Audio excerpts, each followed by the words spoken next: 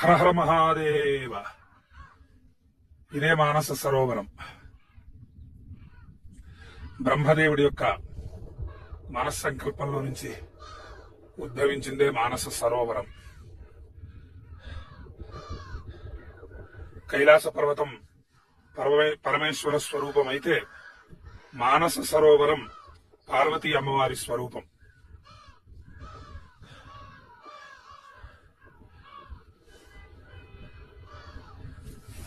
అక్కడ దూరంగా కనిపిస్తోంది కైలాస పర్వతం.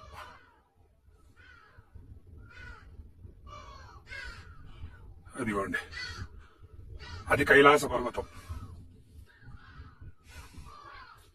ప్రతిరోజు బ్రాహ్మీ ముహూర్తంలో కైలాస పర్వతంలో నుండి పరమేశ్వరుడు ఈ మానస సరోవరంలోకి వచ్చి స్నానం చేస్తారట.